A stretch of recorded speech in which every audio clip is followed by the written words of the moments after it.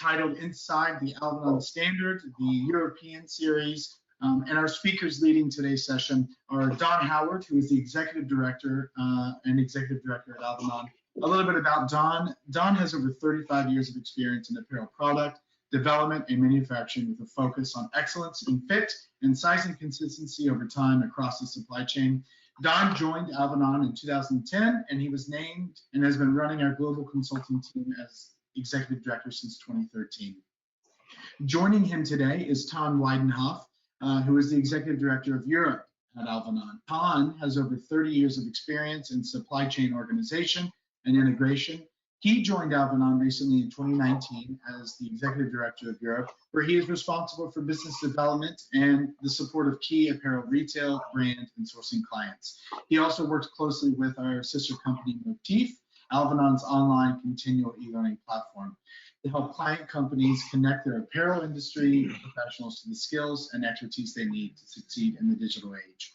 A quick note about this session: the Alvanon Standard European Series is our newest standard form series. It's a sizing standard that reflects the actual posture, proportion, size, and shape of European women, Atelier women, adult men, boys, and girls. Now, that is enough for me. Don and Ton, why don't you guys go ahead and take it away?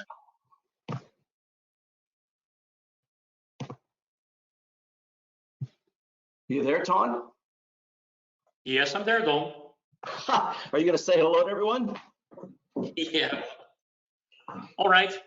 Well, hi, Don, and well, thanks a lot for having me in this introduction of the updated European standard, because actually you've been leading within Alvanon the teams on the updates and introducing of new standards, right, for so many years. So for those who don't know me, and Jordan already said, my name is Ton Wiedenhoff. I'm responsible for the Alvanon operation and market of Europe. And in this role, I've met a lot of clients and spoke to a lot of clients about our Alvanon standards, the positive effects of the standards, and consistency and flexibility, and especially in the past month, as you all can imagine, using our standards in avatars on the Alvanon body platform, right? So for me, it's really an honor, and I'm really excited, Don, what we're going to launch today for kids, women, and men. So, well, take it away. I'm eager to see this. Thank you, Ton. Thanks very much. And you know, the whole theme of today, and certainly for the rest of the week, is really in the importance of standardization, especially as companies are transitioning into a 3D world. And for those, as we just heard earlier, Dom talking about, you know, how in his world standardization is so important, and Jason speaking earlier today about the kind of the chassis of that standardization. And we know for a fact, without a standard, there's really no logical basis for decision making or taking action. And I'm just so proud of the work we do here at Alvanon.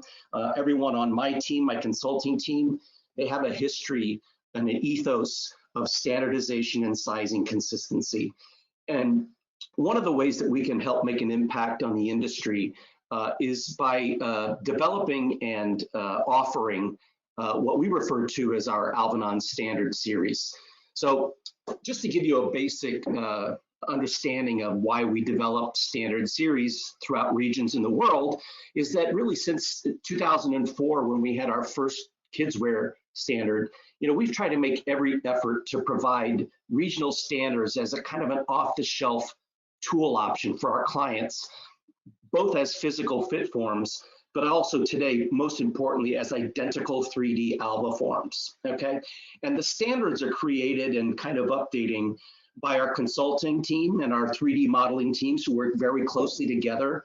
And they're really intended to address, you know, changes that are occurring in the population for size and shape. We have changes in demand from our customers for size range coverage. Of course, we endeavor to update and upgrade our technology constantly. So, you know, evolving the technology and the end use features of the tool. And then, of course, today, you know, the need for complete size sets in 3D and the digital supply chain. And this goes well beyond that traditional singular focus on that core fit size. So recently, 2 years ago, we launched the North American Kids Standard, which has been very well received. We launched last year in 2019 in both Shanghai and in Hong Kong, which seems like a million years ago, our China Kids Men's and Women's Standard. And we did soft launch of a Japan Men's and Women's Standard, which unfortunately was supposed to happen in Japan in April of this year, but of course that was a no-go. And we're also continuing to work. We have some things in the queue for 2021. We'd like to upgrade our North American Men and Big Men Standard, and of course, North American Women and Plus Women.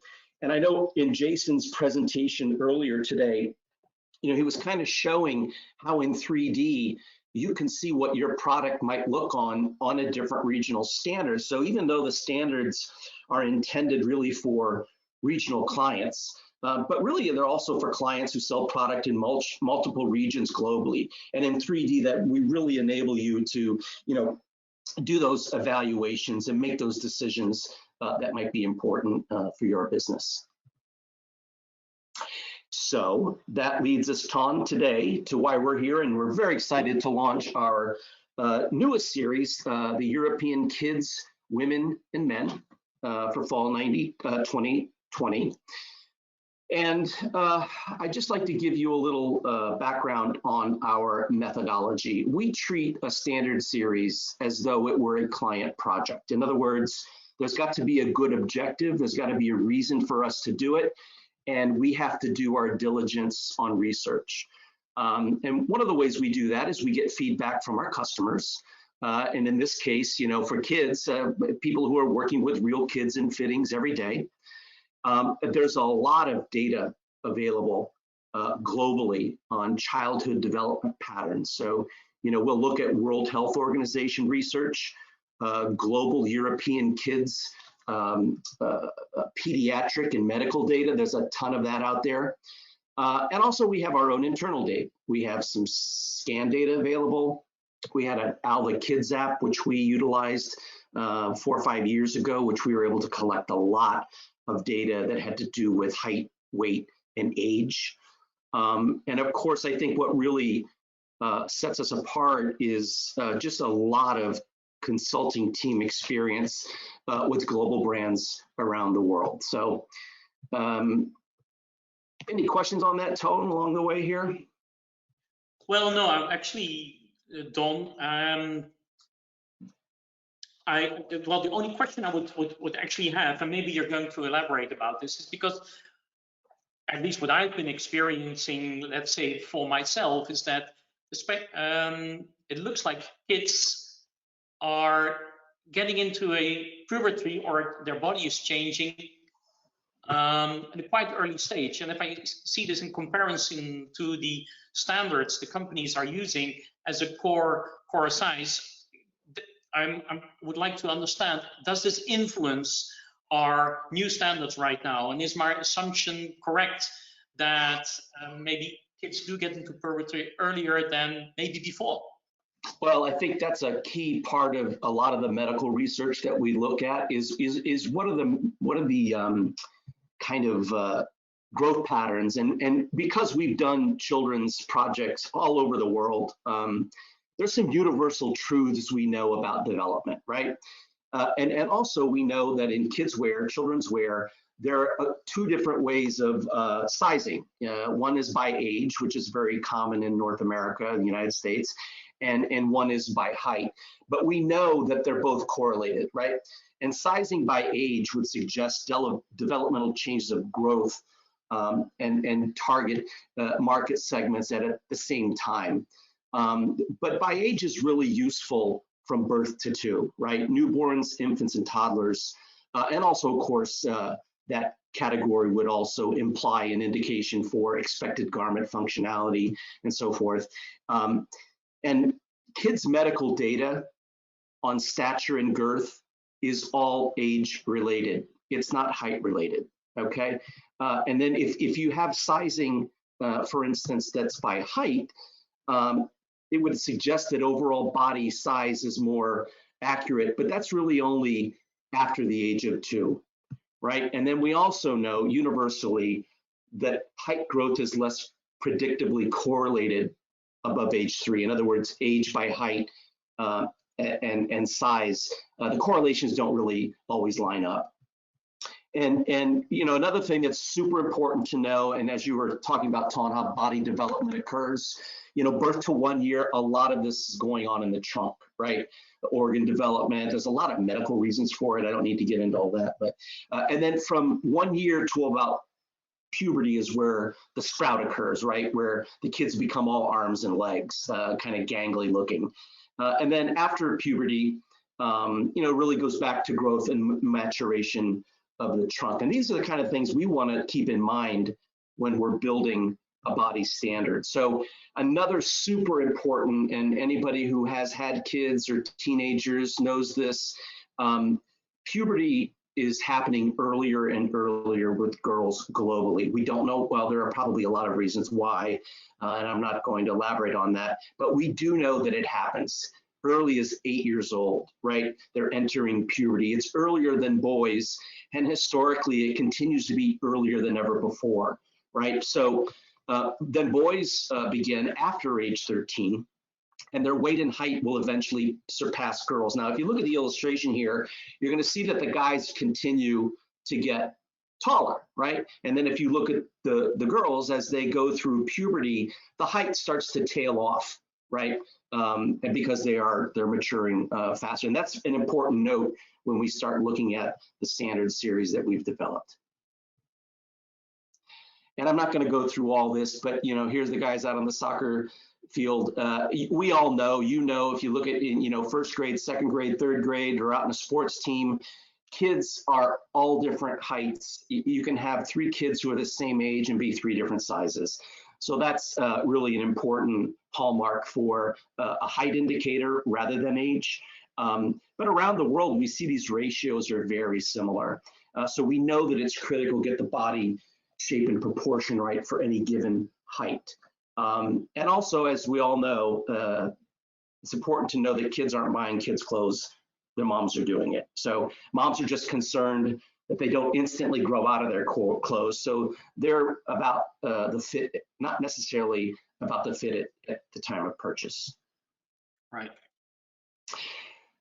Another thing that we just need to know that's true all over the world, we look at WHO data, and that we know that in the European region, 1 in 3 11-year-olds is overweight or obese. So it's a sad state, but it is the truth, and it's happening everywhere. We know this is even happening in China.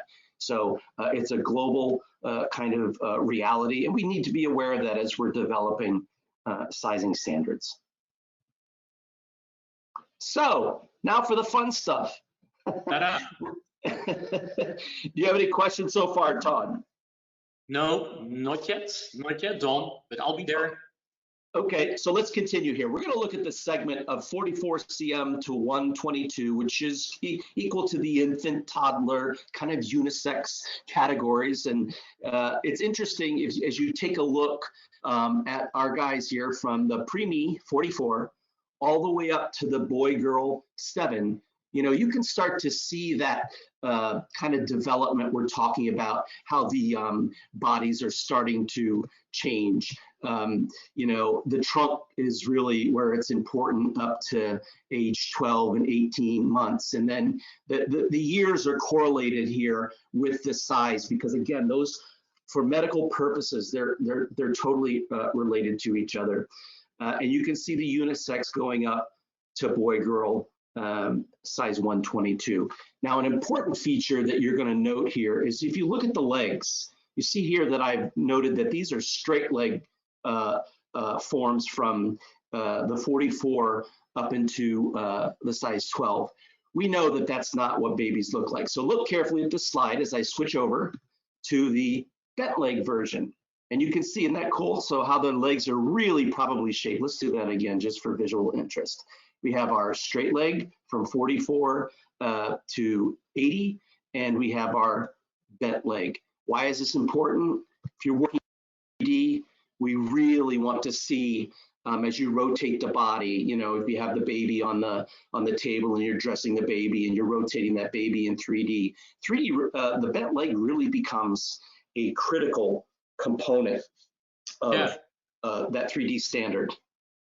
Don, I do have a question here, because can you explain why we haven't developed a size 50? Because there's a huge jump from 44 to 56. Well, that's a great question. Part of it's extremely practical. We've never sold a size 50 form, I think, in the history of Alvanon. So there's not a lot of demand for it.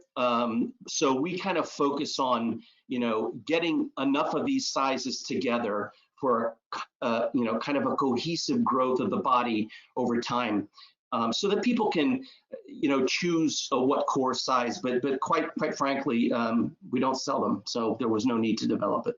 Right. Okay. Cool. Well, continue. This is a great image, and I want you to look at it very carefully.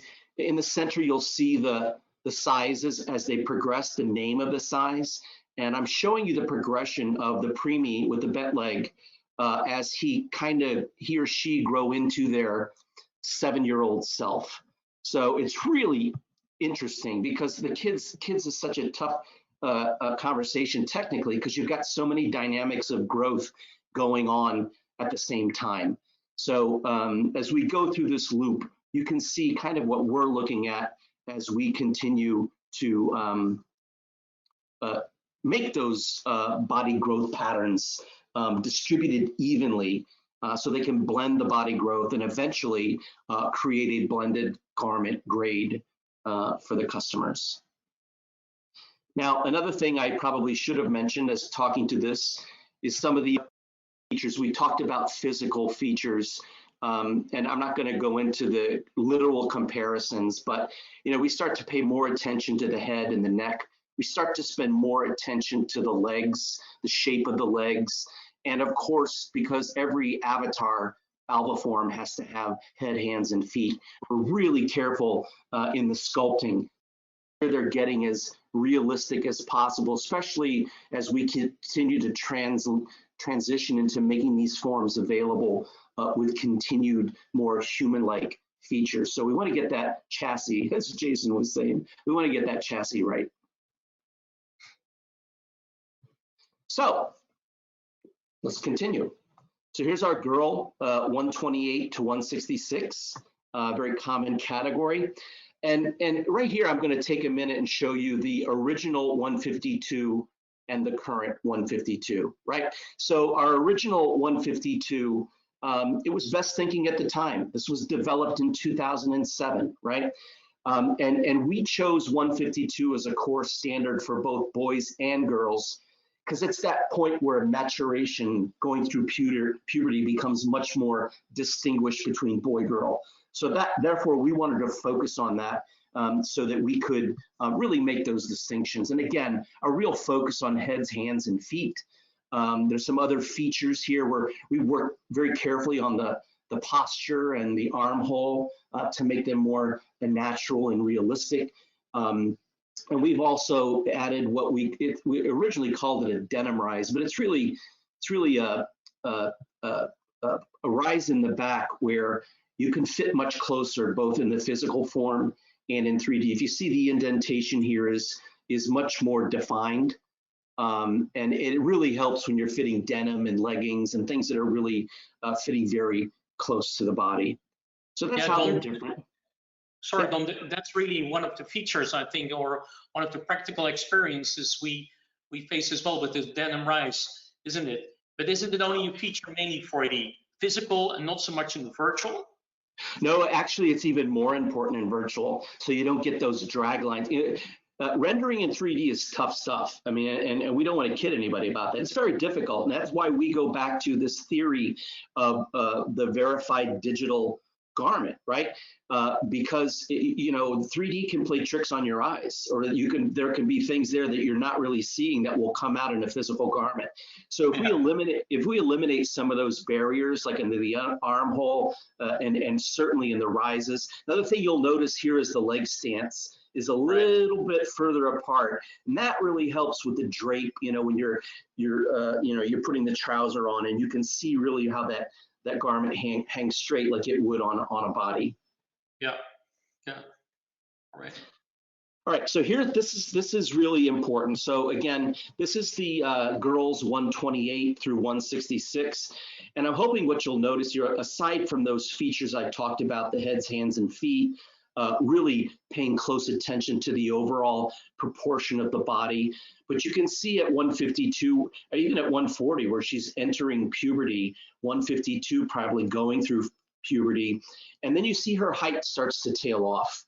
Right? We go from 164 to 166 with certainly girth increments, right? The measurements of the body are getting bigger and the body's starting to fill out a little bit more. But we feel like this represents much more accurately, what's happening to the girl body from 128 to 166.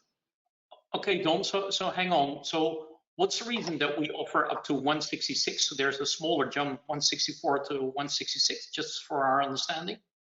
Because the girls are entering maturity where their height starts to tail off, right? At 152, boy, girl, the boy's actually a little taller. No, actually, the girl's a little bit taller than the boy. And then into 13, 14 years old. So 152 is like an 11, 12-year-old. Right? And 164 is more like a 13, 14-year-old.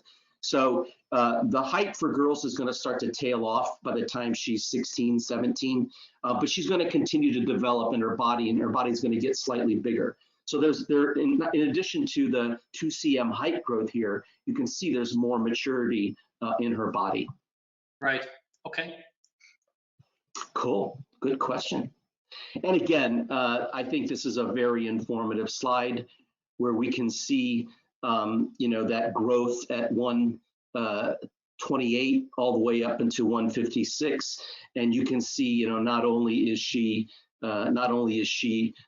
getting taller, but her body is starting to fill out, and she's becoming more mature as we transition from 128 to 166. All right, now we go to the boys again. Not the same age grouping, but starting out the same, 128 to 176. And again, we started at 152 because it correlates with an 11 to 12-year-old, right? And this is where the maturation of the boy-girl become more distinguished. And as I said, here's the original 152, best thinking in 2007, and it's served us well. A lot of people have been using these forms over the year. We've done a lot of these standards, but we knew this was our opportunity to make some good updates. So again, the features of the leg shape, the heads, hands, and feet, the torso is a little bit more proportional to the legs.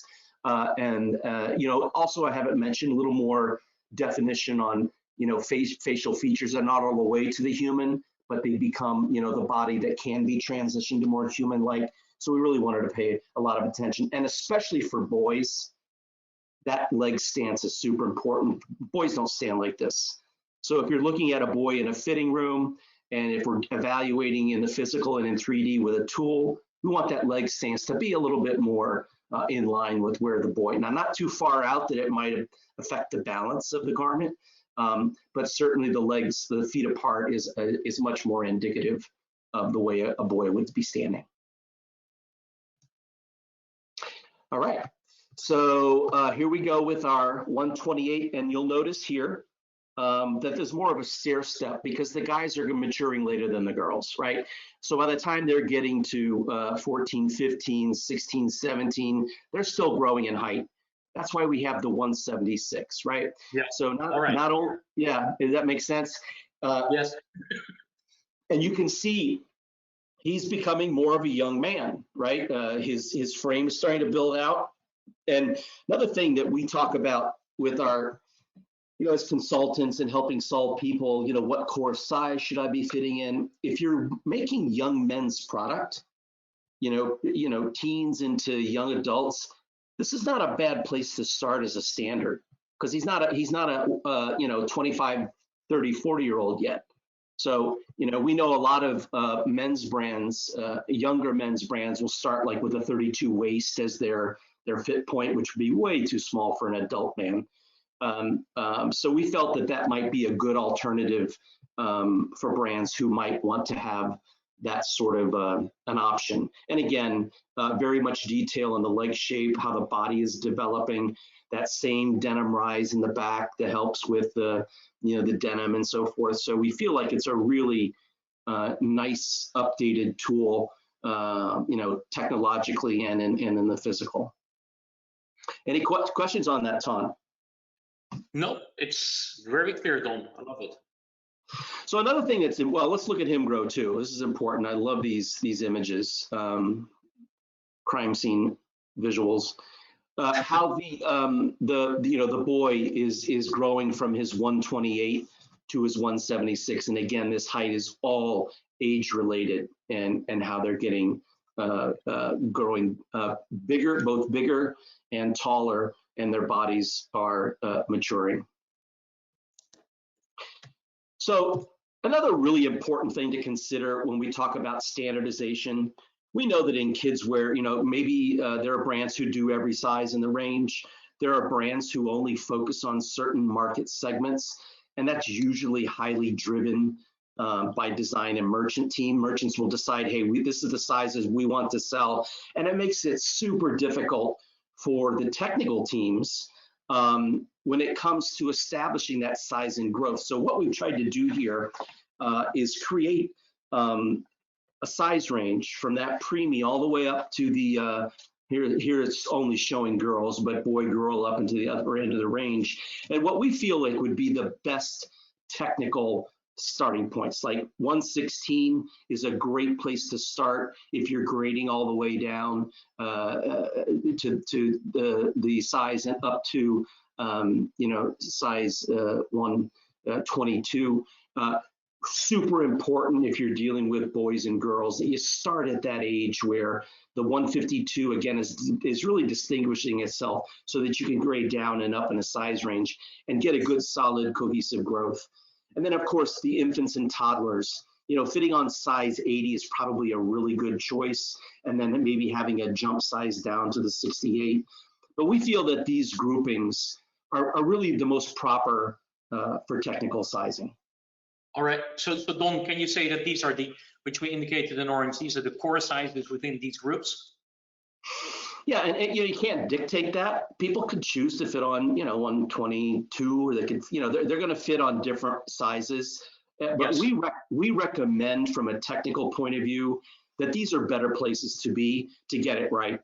Grading down and then grading up one size, as opposed to starting, at 3T and going down and up. It gets complicated.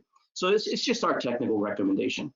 Yeah, because I do see in Europe, actually, Don, that a lot of brands are choosing these size 128 as a kind of core size for this boys and girls. So what's your vision on that then? Well, partly you've answered it already, but could you answer this a little bit more detailed? Well, you know what, there's not a problem with fitting on 128, but it really is, like I said, it's not going to really reflect, it's a little young to reflect the kind of maturation and the puberty, especially in the girls. And 128 really doesn't reflect anything for guys. So again, we have a continuous range. You can select any size you'd like as a customer to start with. We just know that these are better choices for consistency. Yep. All right. Good. We got to mind our time here. And again, there's overlaps. We have to be thinking about it. Size 24 month, 2 years, size 92. Those are all the same thing. Kids may still wear nappies, or maybe some of them are not wearing nappies, but that's for the technical team to deal with. Mm-hmm. All right. So that's the kids. Now we're going to move on to adults. I better do a time check here. Ooh, I got to get cracking. So women, women and men. This was a very interesting project for us. So again, we treat it like we would treat any client project, where you've got to start making some decisions. And the most important demographic decision you can make is, what's the target age range? And, we know clients have all different types of age range, from, young men, young women, all the way up to acknowledging a very mature age range. And there's certainly nothing wrong with that. Everybody needs clothes, right?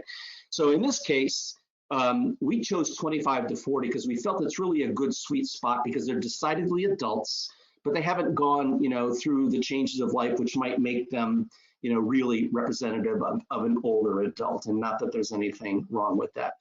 We also, surveyed a lot of key apparel clients, got feedback on current standards to help us optimize that functionality.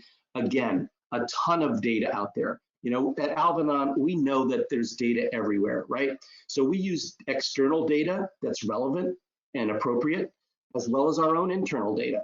So, there's external height and BMI data. There's a lot of other anthropometric studies available that we have access to. And of course, we have our own internal resources. We have our own Alvanon European data, and we continue with our body growth research initiative. So we continue to collect data on a continual basis. And at the end of the day, what do you do with the data, right? It's about interpreting it and making a usable solution for our clients. So our consulting team experience really is super important here, not only with the European, but global brands.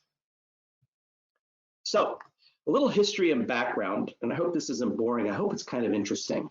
When we developed the original European Women's Standard, we developed it on a size 38. I think it was in 2010, 2011, right? And it was intended to be more shaped. This is it right here, right? It's more shaped at the weight.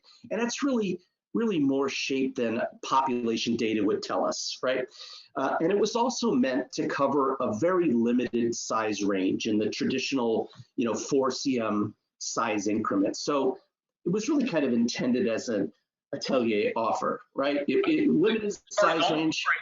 Sorry, can I interrupt? Because the Atelier means kind of connected to haute couture or high-end fashion brands or boutique. What does it mean, and why is it connected to that? Well, because we wanted to sell the series and for people to be accepting of it. So in 2011, it would be very unusual for brands to accept that a body might not be as aspirational as this, as shaped as this, because data tells us that most people don't have this type of shape. And if you're only offering 34, 36, 38, and 40, maybe 42, which for some couture brands, it would be blasphemous that we would offer 42, right? It makes that range very limiting. But at the same time, I have to tell you, it's been very successful for us. A lot of people have used the standard over the years and been very successful. But the other thing that we've seen is that we've had a lot of brands come to us and say, hey, we need to add sizes to the upper end of the range, and we need to adjust the shaping characteristics to be more realistic in the bigger sizes. So people were requesting more bigger sizes, acknowledging that would be more in line with the real population. So just to level set, it was really beyond the intent of the original standard series. Is that clear, Tom? Yes, very. Thanks. Good. So that's a lot of explanation, but it's super important, right? So because that current standard was intended to be more of an atelier shape, we felt it was necessary to offer an additional and a straighter, more natural body as our European standard, okay? And this body is meant to be an alternative for brands out there where this choice might be more closely reflecting their target customer, right? So both the Atelier and the European standard, we developed them on 38, and you can see hopefully very clearly here how one has a little bit more natural body shape, a little smaller and thinner in the legs and the low hip. And then what we did is we took each of those core bodies and we extended the ranges to size 54, right?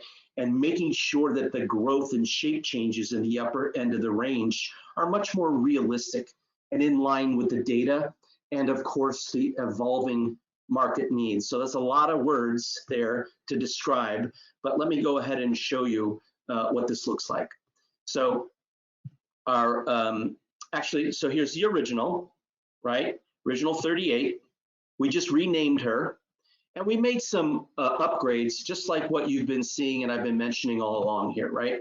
She's got a much more better shaped legs, feet, heads, hands, and feet were an important thing for us. Also the shoulder posture, kind of a little slight roll forward. The armhole is definitely improved. Her posture is slightly different. And as you can see, her stance, her legs are just a little bit further apart than the original. So the effort here was so that if you currently are using the original standard, it's not a big leap, but in 3D, she's certainly going to be much more functional and offer much more end-use functionality when you're working on your digitally verified garments, and we hope that you will be doing that. Okay, answers my question about the present standard, Don, so thanks. Oh, good. All right, so we continue.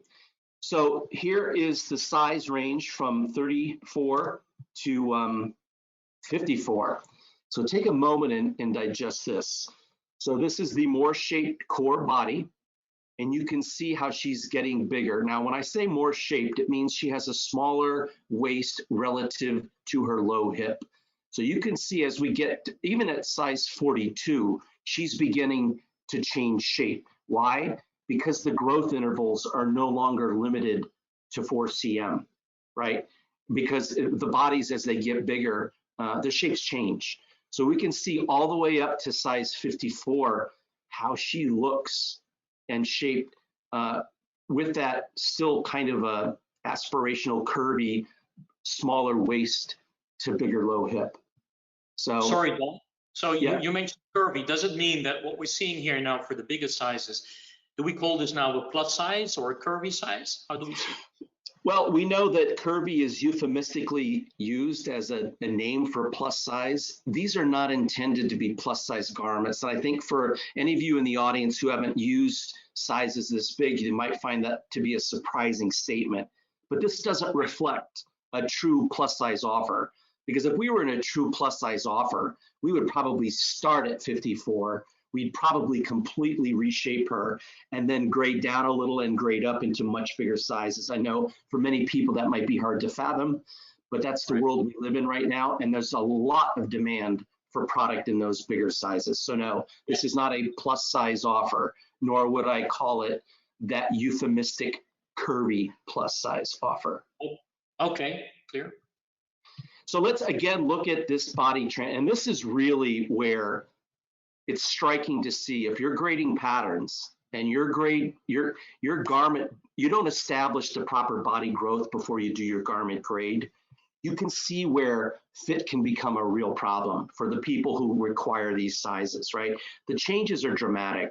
And again, it's not just about, it's about the distribution of the weight, the distribution of the shape. And another thing that I'd like you to look at here, which seems, for most people, they get stuck on this. If you focus on the rise and the overall height, she's not getting taller as she gets bigger. And we know from numerous studies globally that people don't get taller as they get bigger. And quite frankly, as they get bigger, the inseam actually of the body is getting shorter because of the concentric growth of the body. And how that mass is distributed. So, technical points that are certainly critical. And this is why, we always say it's so important to get your body growth and your size set avatars done before you even start working on your garment grade. I have to be mindful of my time here. So the new European standard, again, she's starting out as less shaped, which means her waist is a little bit bigger than her sister's, and her low hip is a little bit smaller than her sister. And you can see the legs are also a bit smaller. So if I roll the tape on this, you can see as she gets bigger, we're maintaining a straighter body shape all the way up. Now, these standards are not meant for people to purchase both. It's really to give more flexibility on which offer they should choose and which one would be best for them. Right. So I'm gonna kind of clip right ahead to the watching the body image, and again, you'll see as she gets bigger, her shape is different in the European size. It's trying to maintain an overall straighter body definition from the waist to the low hip. And also you'll notice if you were to look at them side by side, the thigh is not getting as big when it gets to the bigger size. And these are all things that we correlate with our understanding of anatomy and all of the data that we have available to us that tells us that this is true. Any questions on the women, Ton? No, well, actually, I'm excited with these the two different standards, Don. So I'm really wondering, we're not offering two standards for the men, right? So I'm anxious to learn why not. Well, let me walk you through the men. Again, I'll give you a little bit of background. Why would we change our European standard? Well, again, it was originally developed in 2011 in core size 50. And in this case, unlike the women, it was really intended to be more realistic shape. In other words, at his 101 cm chest, he actually has an 88 cm waist, which is a reasonably a 40 chest and a 34 waist, which is much more indicative of an adult male, 25 to 40, right? And again, it was limited the size range to a conventional 4 cm increment. So we have to stress that this guy has been super successful for us. People have really used this it's usually they're going to order the 48, the 50, or the 52, or sometimes the 54, right? So it's done very well. So what in the world would we be doing to update this? So again, like the women, we've had increasing requests to add sizes to the upper end of the range, which would require us to adjust those shaping characteristics, which is going to be more realistic for bigger sizes, right? Which is more in line with the population data set. And clearly it was beyond the intent of our original standard series. So again, what did we do? We liked him a lot. I mean, this guy has been very successful for us. So this was our opportunity to what can we update, right? Again, the denim or that intimate rise, if you will, that we've created for more functionality. His shoulder is slightly rolled forward. He has a slight better posture. And again, the leg stance here is really important. If you can see how he's standing, right? His leg stance, because that's how guys stand. Some guys stand even wider than that, but we didn't want to make it so exaggerated that, it would throw off the balance of the pant. And again, when you look at the shaping of the heads, the hands, and the feet, as Jason was showing us earlier today, how this body would be so much better suited to go into more human-like features, so that good foundational chassis of a standard to work with. So let's see what they look like. Again, we start with that core size 50. What do? We added the range up until size 60. Okay, so we've got this guy getting bigger, and it's not going to be a standard 4 cm grade. He's getting bigger, as you can see, in the waist than he would be as the seat, for instance, and his legs and his leg shaping are getting bigger proportionately. Again, the facial detail, which helps us transition to that human-like form. So again, if you're fitting men and big men, you know exactly what you're looking at here, because this is really where the bodies are going. And having the ability to have this size set in 3D, it's really, like I said, it's beyond the core size. So important to be able to do your evaluations at all sizes in the range. Okay. And as I go, yep. Yeah, sorry, Don, I know we have to mind the time. So a very short question, and again, so even for the men, do we speak about plus sizes here or not? Nope. No, again, if this was really, we try to keep it into what is most commonly happening, like in a 1X, 2X world in Europe, but it is not truly. If you were making big men, again, we'd start probably at the bigger size of the range. Take that body growth chart down and then take it all the way up to bigger sizes. So no, this is not meant to be indicative of a plus size range. Okay. All right. And I guess that's really it, Ton. That's the highlights. I know that we're not going to have enough time for questions here. So I hope if you're listening and you do have questions, Ton, you want to give our friends in the audience some information on what to do next. Well, definitely. I mean, and for sure, you can reach out to us, but not only the European team is ready to answer, let's say, questions and guide further on the updated European standards, but as well all our global teams. As you said in the beginning, Don, globally as well, a lot of brands have been working with our standards. So Thanks a lot for this this introduction of the new standards, Don. You're welcome. It was my pleasure, and I enjoyed. And thank you again for everybody who's been listening. Without you, we wouldn't be where we are. And I'm very proud of the work that our team has done to create this standard, because it was a very huge team effort to get the product that you see in front of you. So thanks to the team that was involved in developing these standards. Thank you very much. Hey, Don, Tom, thank you guys again so much. Really great. I'm looking forward to getting a bunch of emails as the marketing manager in the next coming weeks of people asking about it. You can reach out to your local salesperson or sales director at Alvanon to find out more about that standard. Thank you again, Don and Tom. You are welcome, Jordan. Continue the good work. Thanks a lot. Thanks for all the work.